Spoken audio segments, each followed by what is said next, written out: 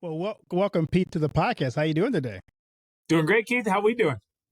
I can't complain. Although we're going to be rivals for the next couple of days as the Cardinals play the Pirates. But hey, we'll get through it. One of us is going to be happier than the other, and I don't plan on shedding a tear. Well, we'll see. But so I love to ask my guests this question: what's the best piece of advice you received that's resonated with you through your career? Life is what you make of it, and don't go on the journey alone.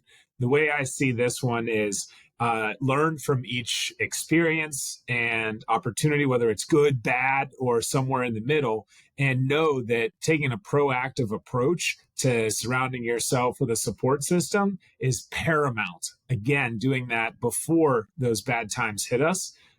Life is what you make of it, and don't go the journey alone.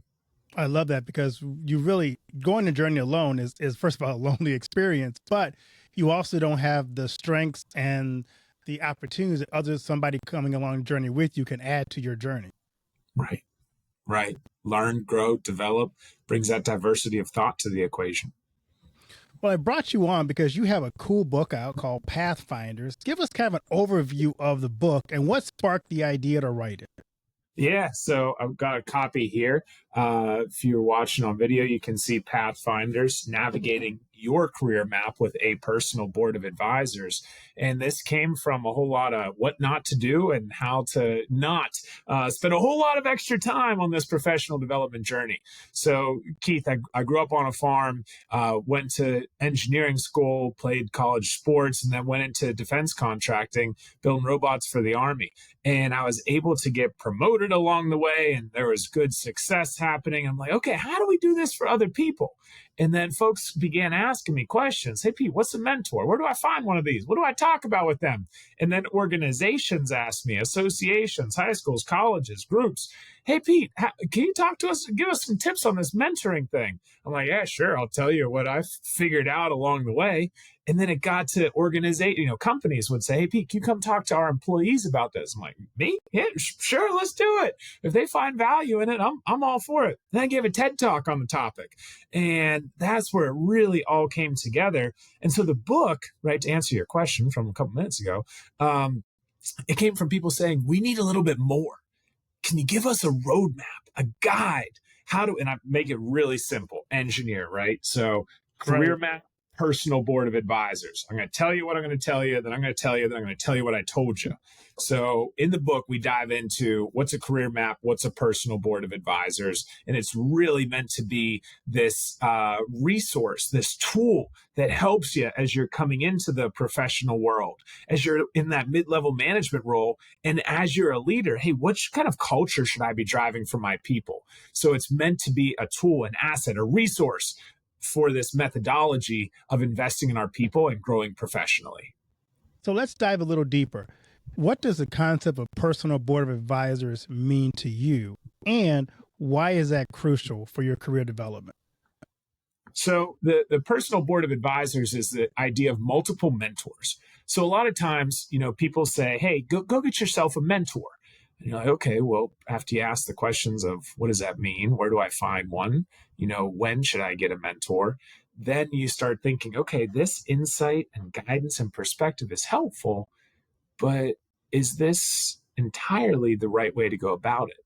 So by getting inputs from a couple of different people, and I'll turn to a page in here where you actually get to see one of the infographics, you see that those different icons on there stand for some of the different people on your board.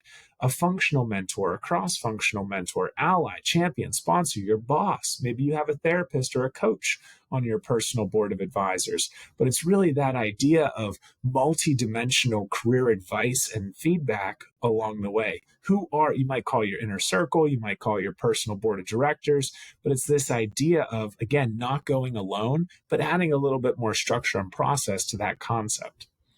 That's such a unique concept. I've heard people talk about finding mentors, but I like the idea of having a wide range of mentors, a wide range of advisors who serve different purposes in your journey and in your life. When I was writing my first book, I did that without really calling it that. I got people who did different things for me. So I got someone who's going to be the kick in the pants person. I Yep. got someone who's going to be the encouraging person, someone who's just going to be the quiet person that was praying for me along the way. But everybody had a certain role. And when I got stuck or I needed someone to go to, I knew exactly which of those people to reach out to say, hey, this book is hard. I'm afraid to release it. They just kick me in the pants going, you got to go do it. Or I just needed to be encouraged that day. So I like that idea of surrounding yourself with different people that serve different roles in your life. And that way you're also not overwhelming one single person, right? You can spread it. What we want to diversify our investments, right? Same thing. We want to diversify our investments in ourselves. So if we're able to get that insight, guidance, and perspective from other individuals, then we're not only reducing risk, but we're setting ourselves up for increased success in the future. Yeah, and I think you also get a better input because you're not overwhelming one person. It has to be everything for you. So 100%. that's also, I love 100%. that. Yeah. Now it's Wait, on you if you overwhelm each of those individuals, right? That's a whole nother conversation. that's But another. that's why you check out the book, right? Some of the different things to talk about, and actually, at some point, we'll talk a little bit more about the technology that's going along with this. So you ever heard of Duolingo? Yeah. Yeah, so think Duolingo for professional development, right? That's what we put together. So excited to bring that to the world in more fervor, I guess, and with a lot more excitement and making it easy for people to know what to do and kind of guide them and be their career companion on this journey. So talk about the science behind it, the technology behind it. Yeah. So in March of 2018, I was working at a large organization and realized that there was a need for more streamlined, focused, structured conversations, right? Who can give me some of that advice? We talked about that idea of a mentor. Well, where the heck do I find me one of these, right? What do I talk about with them? So that's whenever this idea of Latitude came to be. All right, here's who I can have a conversation with inside my organization, what they want to talk about, and when they're available. And I can put in some of my notes and agenda items, not just in a notebook, but inside something that's never going to get lost, the cloud inside the technology. So that's what Latitude started off as. And then leaders began asking us, all right, we got a mentorship program. How do we know if it's actually working? So we added more metrics and reporting. If you can't measure it, how can you improve it? And then they said, well, what's our baseline? How are we doing from a connection, trust, well-being, satisfaction perspective? And so our chief scientist put together LACE, Latitude Assessment of Connection and Engagement.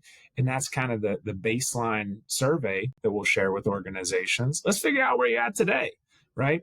And we'll facilitate the survey, do the analysis, give you the report along with the recommendations.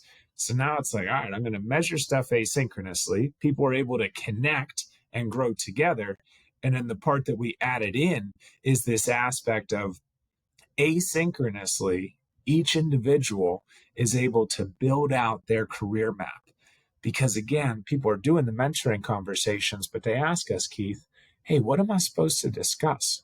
Right? How do I show my plans to other people in an easy to digest, easy to understand manner? And who are those couple of people?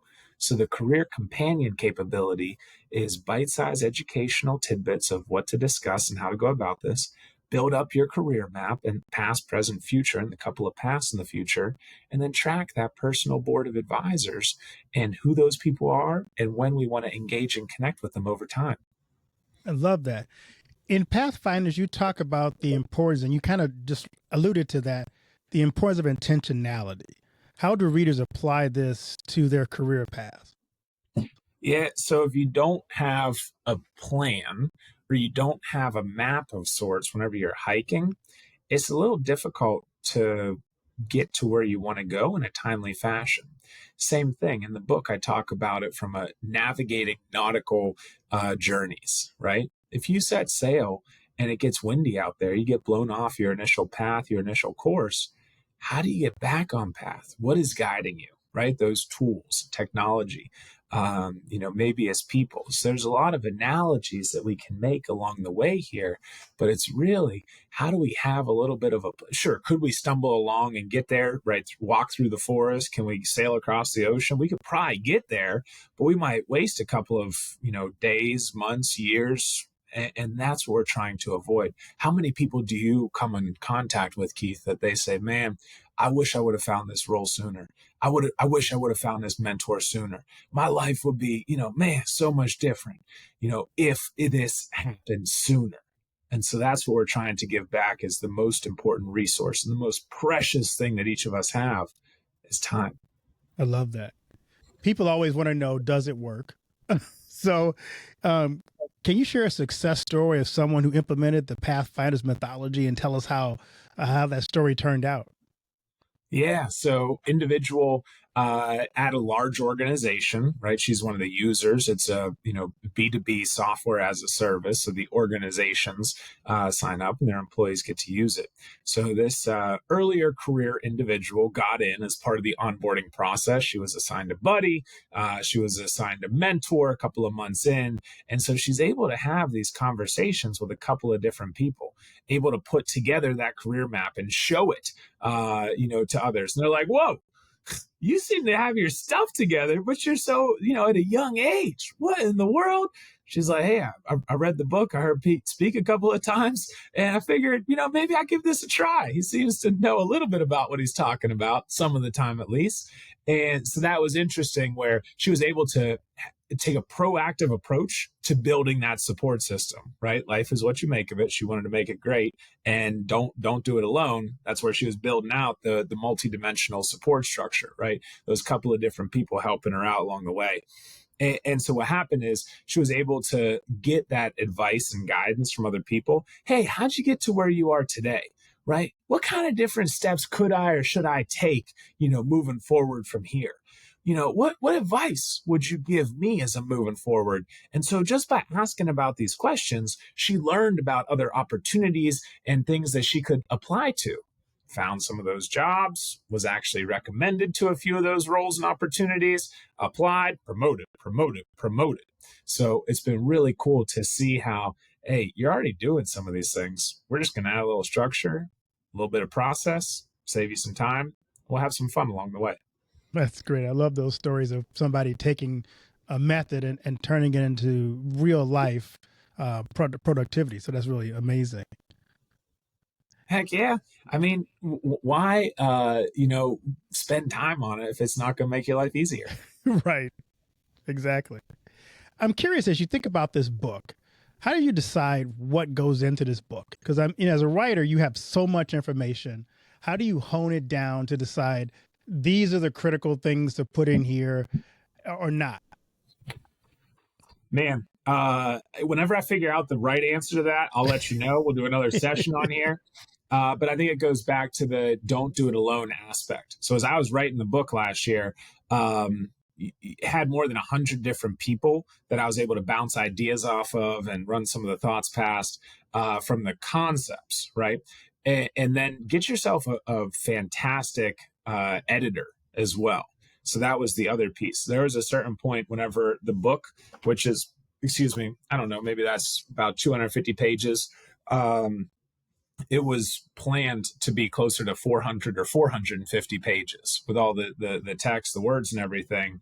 And the editor said, we got a lot of fluff in here. This would be really comfortable to sleep on, but ain't nobody going to be reading this. So I said, okay, what do you advise? And that's where it was Allison, who was absolutely fantastic. Gave her a shout out at the beginning of the book. Said, hey, let's whittle some of these things down. Right? Let's make sure that there's a good flow in here. And I also think less but better is an important approach, and put yourself in the reader's shoes. So the feedback that we continue to get up to this point is it's an easy read. It's easy to follow. I'm able to take action. I can relate to this. It feels like we're having a conversation together, and almost like I'm there with you. Right? We're going on this adventure together, Pete. So thanks for having that. So I think it's just an iterate process, and continue to be diligent on the aspect of less but better, which is a concept from Greg McKeown's book, Essentialism, one that I like to recommend to people. That's good advice because book writing is never easy.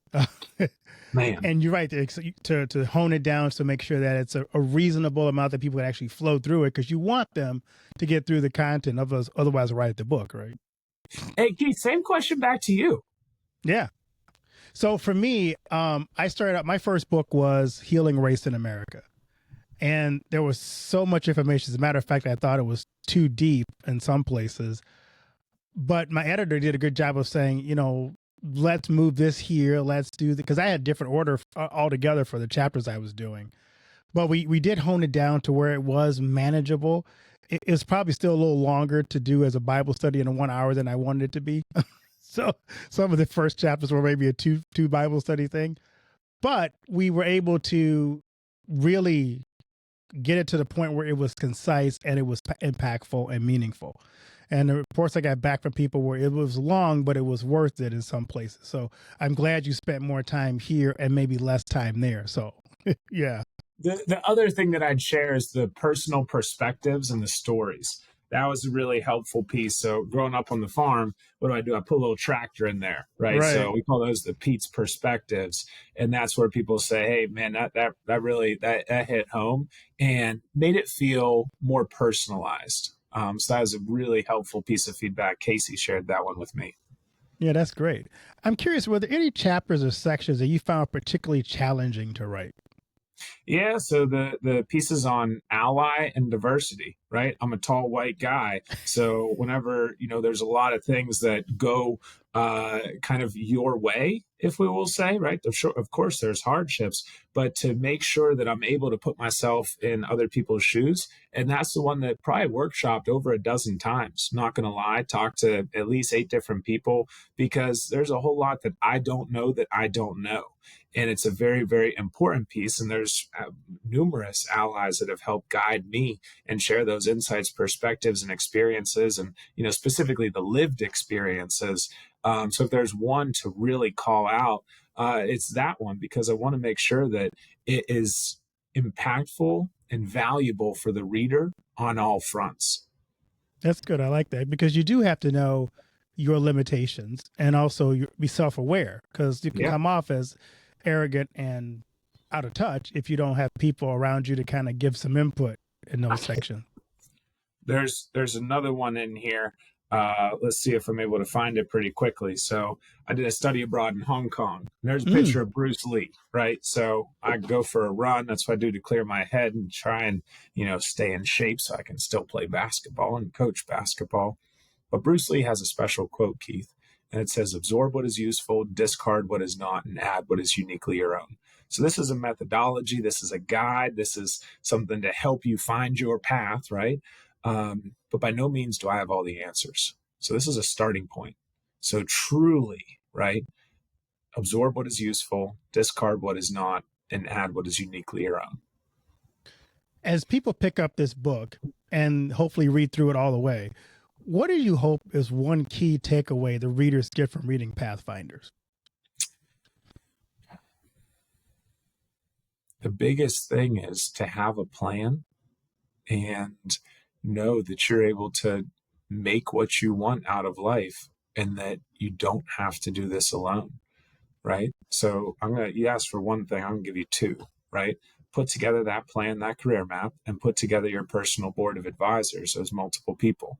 And I try and, again, make it super simple right on the front cover. Hey, that's what we're going to dive into and talk about. So that's really is to drive action. And there's plenty of, space for notes and resources that we link to throughout the book to make it truly action oriented. I had a discussion with somebody who talks about the fact of purpose versus passion. I'm wondering if you have thoughts about that. They said, passion isn't really all that helpful for us, but purpose is more powerful. You got any thoughts on that? Purpose and passion. I kind of see it as what you want to do and enjoy doing versus what you need to do and what fuels you, right? on page 50 in here, I talk about the ikigai, which kind of blends those two things together. So as you get to learn more and more about me, it's a yes and, or a together, or a we, or let's build on that. So I think to align the purpose and passion with the necessary people, to get the profits that you need, right? I like to do threes or fours. That's where it really comes together. So think about, what is it that you really enjoy doing? And I asked the question, Keith, what would you do if money wasn't an issue? How would you spend your time, right? So think about, what do you love doing? What are you good at? What does the world need? And what can you get paid for, right? Those kind of four different dimensions of the ikigai, and thinking about how we blend them together. And it's not a super easy thing, but again, putting some of that thought and a little bit of, pre-work or homework together before you get into those conversations with your PBA, personal board of advisors, that's where, they're able to say, hey, you think about this, you think about that, because they can help you cultivate some of those thoughts and ideas. Sounds like another book there, The Four Ps. Man, we'll get there.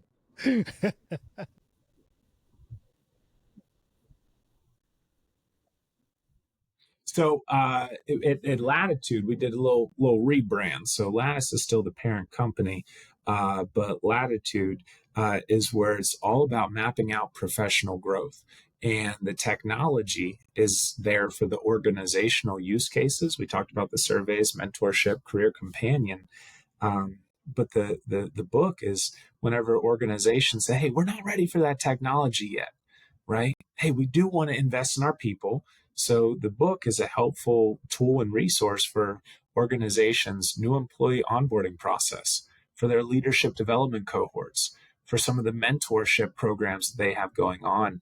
And it's a way to, not just talk about an idea, but to take action on a thought or a concept. And so the methodology is there to reach further. And it's also, some organizations are going to say, we're not going to invest in our people. So individuals and those go-getters are able to have access to some of this, process and methodology, even if their leaders might be squishing them or squashing them in some capacity.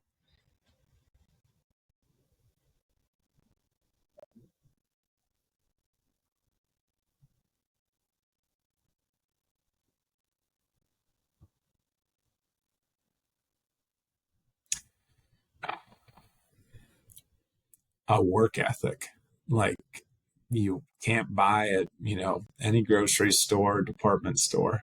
Uh, I'm so grateful for my mom, my dad, my brother, for being there every step of the way and really driving that home. The ability to work hard and do what's needed, prioritization, what's important now, but also that mission of growing up in the church and continuing to prioritize faith, of bettering the lives of others. Translate that to the professional journey. So the book is really rooted in that vein of, it's not easy and it's not going to, be done for you. But if you work hard and have a little bit of a plan when it comes to this mapping out professional growth, success is possible. So, the book was created to truly better the lives of others. And that's why it's here. So, I learned a lot from the farm. There's another book that's coming out that'll talk a little bit more about the farm to founder journey, but that one's not. I can't finish that one just yet. But the farm is a special place, and that's also kind of my recalibration point, if that makes sense. So, I've been to a couple dozen countries, but that's home. That'll always be home, and that's kind of base one, square one.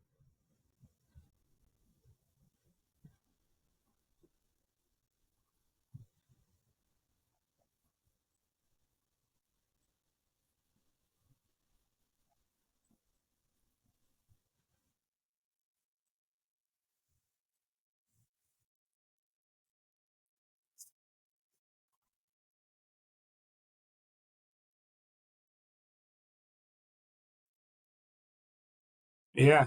So, Keith, I'm a big basketball fan, and I want to thank you for what you just did there. setting me up with an alley oop. So in the book, this is page 33, we talk about the checklist, right? So go through those 14 different points of, hey, what does make a good individual for me? Because it's kind of like dating, right? Somebody can look great on paper. Somebody can say, hey, y'all got to go have a conversation. We might say yins in the Pittsburgh area, right? Yins, go have a conversation. But after you start interacting, maybe you're not a good fit. Maybe you're not aligned, professionally, morally, kind of what socially, right? Or even faith based, right? There's some different things that can bring us apart. But also the time, right? Make sure that you set those goals and expectations at the beginning. Hey, I want to, figure out if we can have, just give you a phone call, once a month, every other month, maybe bounce some ideas off you. But whenever you think about an early career individual, somebody that's just getting started, it's really the exploration and being in sponge mode. You have that privilege of youth on your side, and the more you seek first to understand, the further that you'll go on this journey. And I think that's very important. And so the way that we might actually see this play out in reality is, hey, we were at the water cooler, or maybe we were on a team Zoom's call, right? A Zoom call. Maybe I saw you post something on LinkedIn. This is another individual at my company, and I just shoot you a message if we're not all inside of Latitude already. And I say, hey, Keith, I like what you shared here. I like what you did here. Can I, grab a cup of coffee with you? Can we go to lunch at some point? Date one with a time, date two with a time. Just pick your mind, right? That is not overly difficult on your side to say yes, no, option A, option B, or actually, I propose this time to you. And you're going to talk about yourself, which is an easy thing to do.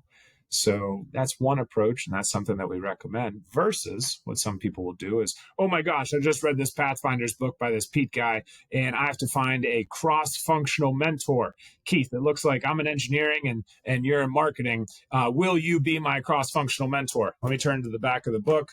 If you are in this role for me, it says that me and you need to talk every 3 to 8 weeks for at least 30 minutes. And these are my goals and accomplishments. You're going to say to yourself, man, you need to drink less coffee.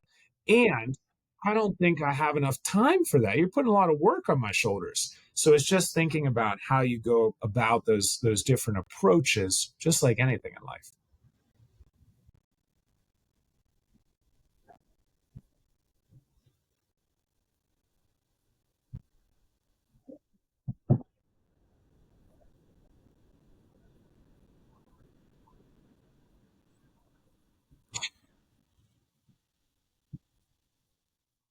Yeah. So can you pay for this stuff? Sure. And there's a lot of coaches out there. And as you progress, your board will change over time. That's okay. Typically, once you get to the mid career, you might have a coach or a couple of coaches. And as you progress to later in your career, and you climb up the food chain, right, the corporate ladder, you might have multiple coaches for various different things. And coaches are typically paid. And that's okay. But I think there's a lot of peer to peer opportunities. People want to grow. And the best leaders know that paying it forward is a good thing to do. It's the right thing to do. It's also helpful for the organization, investing in future talent. But there's also the piece of reverse mentorship. So I'm going to learn from you. You're going to learn from me. And whenever people have that open mind and they know that this is going to be because they read the Pathfinders book and they got the methodology, right? They are able to structure some of those conversations. So it's not just one sided, gimme, gimme, gimme, gimme, right? But we're figuring out how we can both win in this together. So, but the other part I'll say on that, Keith, is it's not easy. It takes time. And again, just like dating, you're going to kind of strike out a couple of times. You're going to say, okay, this might, be a good fit, but is it a great fit? Right. And that's the important piece, to not settle along the way as you're going through this journey.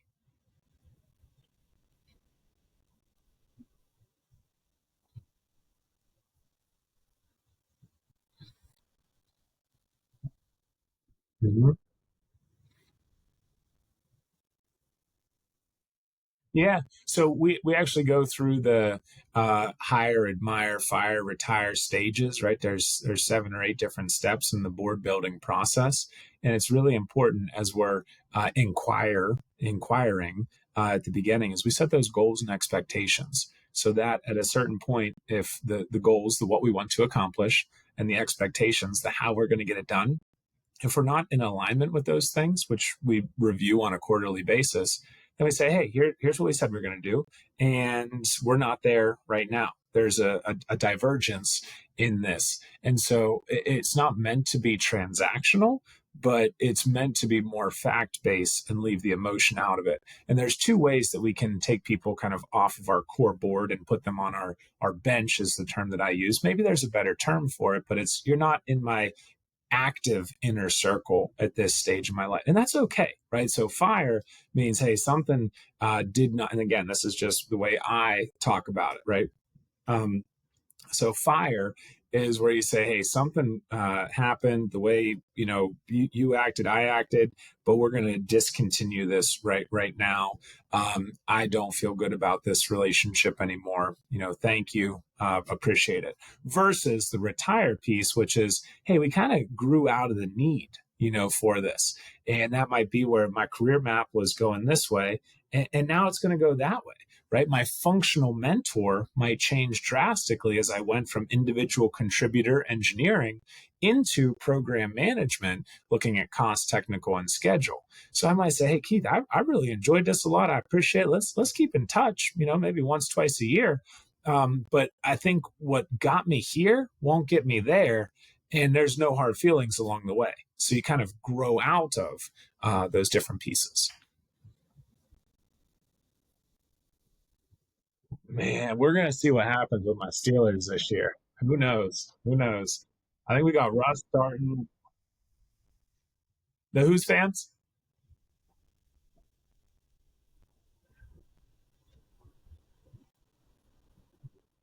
Let's go. I'm in an alternate location today, but the single piece of office furniture I've taken with me to every office I've had is a terrible towel. Yep.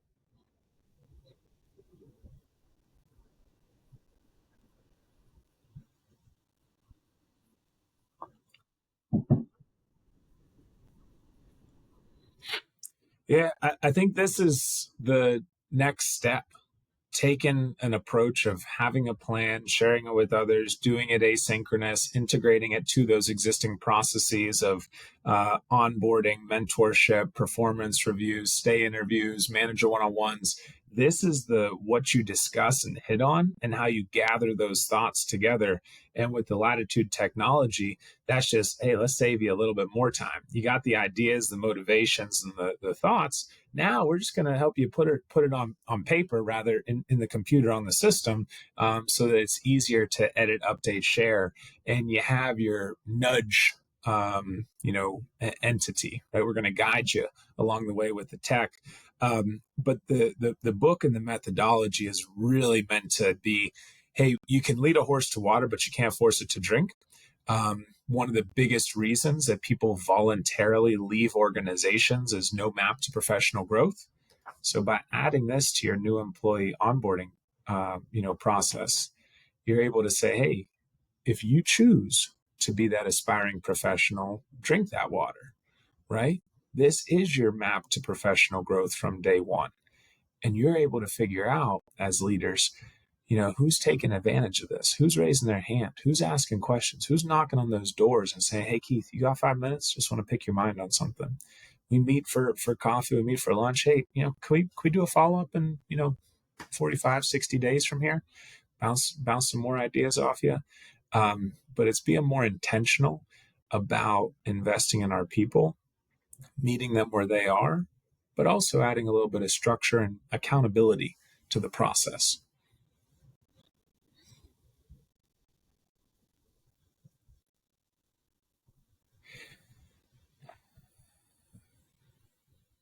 Pete was able to better the lives of those around him.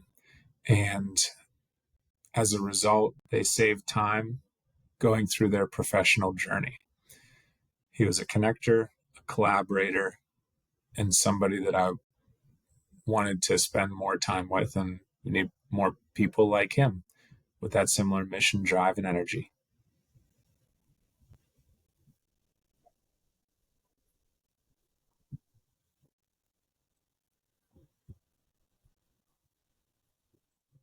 Yeah, call to action. Go grab a copy of the book, put together your career map, put together your personal board of advisors, and say thank you to the people that have helped get you to this point. The second piece, because I'm really good, you asked me for one, I'm going to give you two. Everybody go follow Keith. And whenever he posts about this podcast, please engage with that post and just say one thing that you took away from today. Maybe it's a question, maybe tag somebody else, but let's build up his presence. The team does a great job with this, spends a lot of time on it. So please, let's thank Keith by engaging with what's going on here. There's a lot that goes into this. And so let's show with not just our thoughts or ideas, but with action that this means a lot.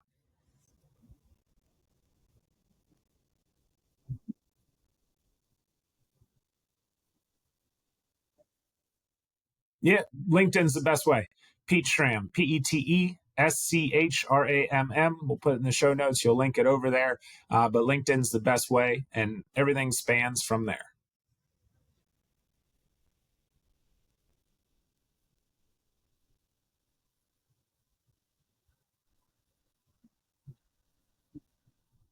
Let's go, Buckos. Thanks, Keith. Thanks, everybody else, for listening.